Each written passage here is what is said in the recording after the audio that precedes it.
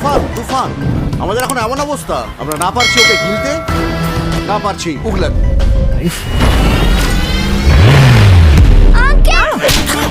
এই শালা আমি এর মধ্যে নেই। নিশা তোর, ইশাও তোর, আমি চললাম। তো হে এভরিওয়ান, আপনারা সবাই কেমন আছেন? আশা করি সবাই ভালো আছেন। তো বন্ধুরা, আজকে তুফান মুভির ষষ্ঠম দিন। জি হ্যাঁ বন্ধুরা, আজকে তুফান মুভির ষষ্ঠম দিন এবং 6 দিনের মাথায় তুফান মুভিটা বক্স অফিস কালেকশন কত কোটি টাকা করলো সবই বলবো আপনাদেরকে। তো আর টাকলা ইকবালের রিভেঞ্জ মুভিতেও আজকে 6 দিন এবং আমাদের এপার বাংলায় বুমেরাং এবং অযোগ্য প্রসেনজিৎ চ্যাটার্জি অযোগ্য এবং মেগা স্টার জিদ্দার বুমেরাং 2 সপ্তাহে বক্স অফিস কালেকশন কত কোটি টাকা করছে সবই বলবো আপনাদেরকে।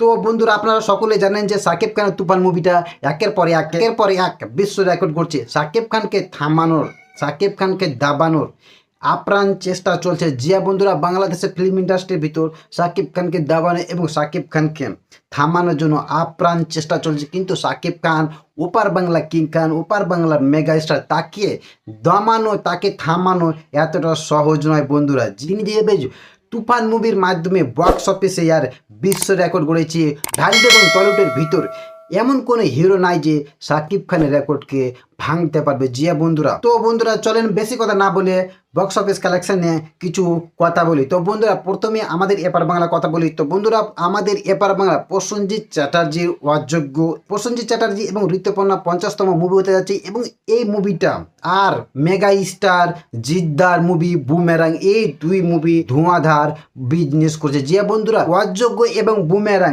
এই 2 মুভি আমাদের এপার বাংলায় বক্স অফিস ভালোভাবে বক্স অফিস কাঁপালেও কিন্তু তুফান মুভির মতো সেই রকম সে বিজনেস করতে পারেনি। তুফান মুভির বাজেট হাই এবং বুমেরাং এবং অযোগ্য মুভির বাজেট একদম লো।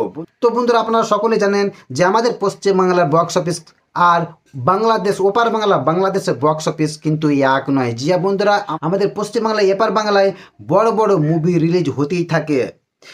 টলিউড বলেন, ঢলিউড বলেন, এমনকি বলিউড বলেন, হলিউড বলেন, বেশিরভাগটাই মুভি আমাদের পশ্চিমবাংলায় রিলিজ হতেই থাকে।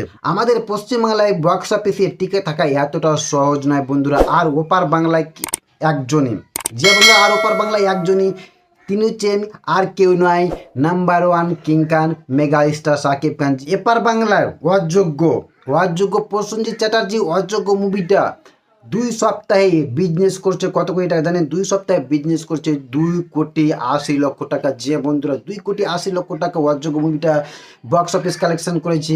আর মেগা স্টার জিদ্দার বুমেরাং মুভিটা বক্স অফিস কালেকশন করেছে 2,70,00,000 টাকা। যে বন্ধুরা 2 সপ্তাহে 2,70,00,000 টাকা বক্স অফিস কালেকশন করেছে।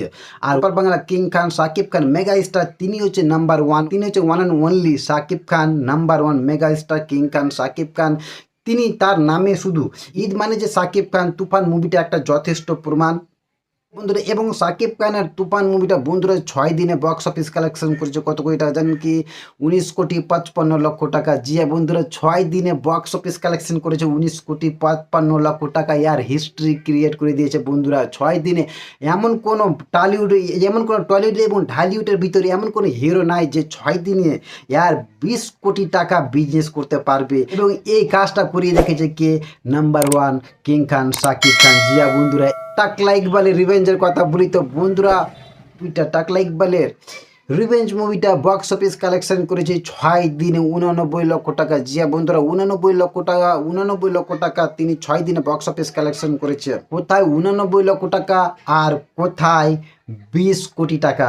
জিয়া বন্ধুরা, আপনারা ডিফারেন্সটা বুঝতে পারছেন। 19,55,00,000 টাকা শাকিব খানের তুফান আর 89,00,000 টাকা আর টাকলা ইকবালের রিভেঞ্জ মুভিটা বক্স অফিস কালেকশন করেছে বন্ধুরা। তো বন্ধুরা, এই ছিল শাকিব খানের তুফান মুভির, টাকলা ইকবালের রিভেঞ্জ মুভি এবং প্যান লেভেলের মেগা স্টার জিদ্দার এবং অযোগ্য মুভির Prosenjit Chatterjee box office collection. বন্ধুরা, যদি আপনাদের এই তথ্যটা একটু ভালো লেগে থাকে তাহলে প্লিজ আপনারা আমার চ্যানেলটা সাবস্ক্রাইব করে বেল বাটনটাকে অন করে দিবেন বন্ধুরা। তো ধন্যবাদ আপনাদেরকে।